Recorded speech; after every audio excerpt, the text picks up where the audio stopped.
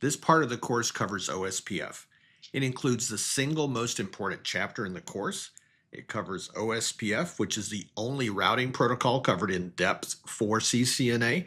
And it includes not just a big lab at the end, but a huge lab about OSPF, of course. In this intro video, I'll tell you what to expect in this part. After you watch this, you can dive in and get started learning. Let's take a look.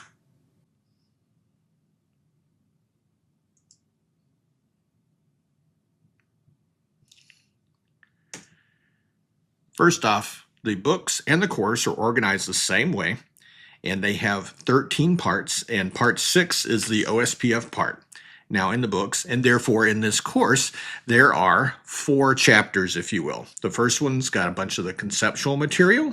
Then we get straight away into the implementation. First, basic OSPF features, then some optional OSPF features, for which most of OSPF is optional, and then OSPF neighbors with all the troubleshooting of those, and then we move on to route selection, some things having to do with the IP routing table, independent of OSPF.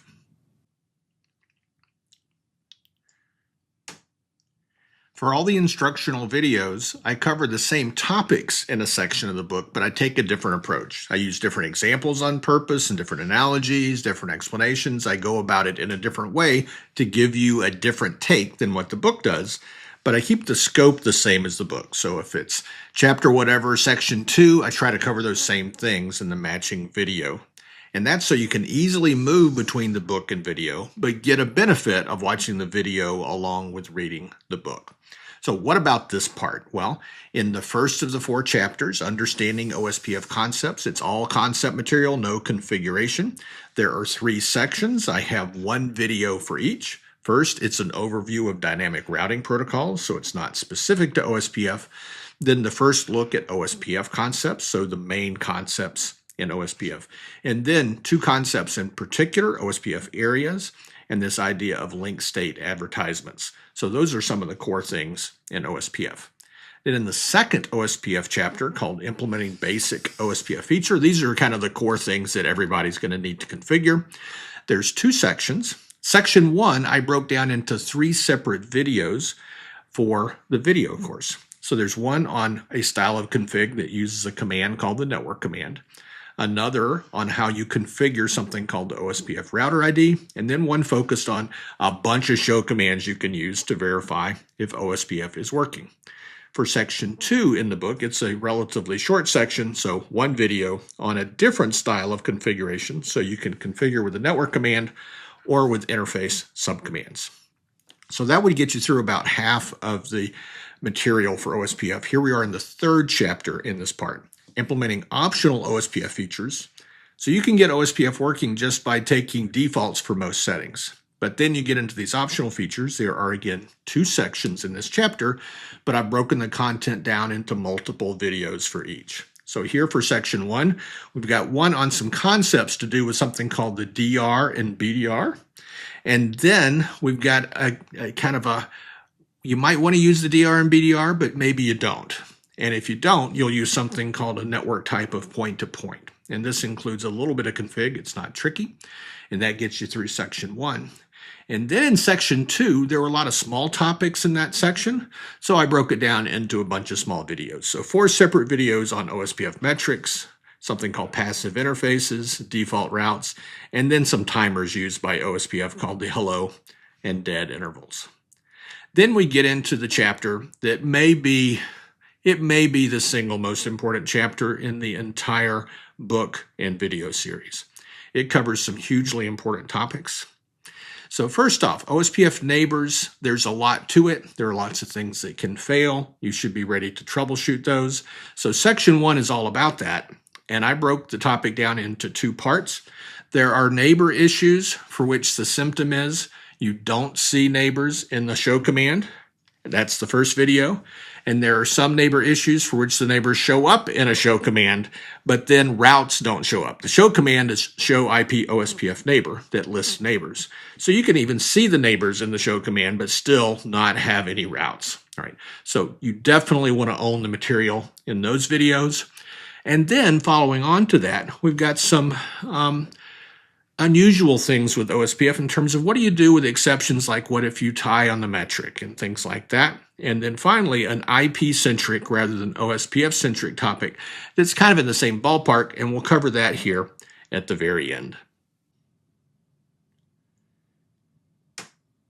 As you move through the instructional content, you should stop and do the practice exercises. And I term them retrieval practice because you want to learn some things and then pull that out of your memory and practice them and restore it. And that's what helps develop your long-term memory and understanding of the topics. All right. So in this part, we'll primarily use terminology mind maps and two different kinds of labs. All right. So what do we have here? Well, for that first of the 4 OSPF chapters, we have a conceptual chapter here. So we've got the overview of dynamic routing protocols and a mind map exercise for all those terms.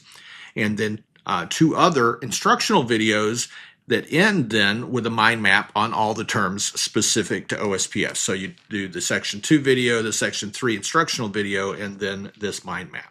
And if you follow the CCNA course playlist, it'll map those out in order. You just have to follow that. Then in the next chapter, implementing basic OSPF features, we had 3 instructional videos for that, and we've got matching exercises after each of those. So we've got a config lab on the first topic, another config lab, and then an ad hoc lab. So just as a reminder, config labs, the lab exercise exists as a blog post, and I often have intro and review videos for those. An ad hoc lab, the lab exercise exists in the video. You watch the video to learn what to do, you hit pause, do the lab, come back to the video to look at the answer. Then for the rest of that chapter, yes, there's one more video to learn about it, and then an intro and review video to go along with the config lab for this interface config for OSPF. Next up, the 3rd chapter, we've got instructional videos, an ad hoc lab for the first topic, and another config lab then for the next topic. For the second section there, we had 4 instructional videos there. For the first one, we've got a config lab after it. That's about OSPF metrics. We don't have any exercises related to those middle 2 topics. But for the last topic, we've got another ad hoc lab on those hello and dead intervals. And then finally, the most important chapter in the book potentially, we've got the neighbor issues. Well, we've got an ad hoc lab covering a lot of the most common of those up at the top. And then what's honestly one of the trickiest topics is this idea of longest prefix route matching. We've got an ad hoc lab for that. And I made an AI-based exercise as well. You can click the link and interact with Google Gemini AI, where it will coach you through the process of understanding the longest prefix route matching. Now that's great exercise, but there's one big exercise at the end, what I call the big OSPF lab. You see the topology down here. It's technically a config lab, but most config labs are 15 to 20 minute exercises. This one's probably a 2 to 3 hour exercise. We've got an intro and review video for them, but there's a big lab blog page that details the lab. There are 6 primary tasks for you to configure. You can see those here.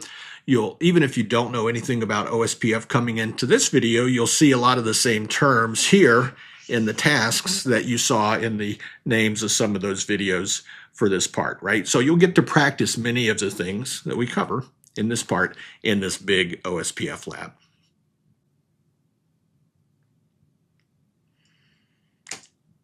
For those of you new to my material, let me give you some navigation instructions. So I've set up this free CCNA course playlist here at YouTube. You can use the URL or QR code at the bottom if you need help finding it, or just search here at the channel. The idea is that the course gives you the right order in which to watch the videos. It matches the same order as my books. So the idea is like this. Say we've got a teaching or instructional video and there's a review video related to it. It's going to be in that order in the playlist, and the next teaching and review video, so on and so forth. So you can just follow along. And if you do happen to have my Cisco Press official cert guides, you'll see that the topics match that same order. You can check them off in order and use them together. So if you're ready to get started, you can click on the left and go to the playlist and scroll down until you get to the OSPF videos, and that's the beginning of that part of the playlist. Go ahead and click the first instructional video and get started. But if you're primarily interested in this part, you may care about the part review video that tells you about how to review the part once you're done. So click on the right for the part review video. Hey, thanks for taking the time. I'll see you in the next video.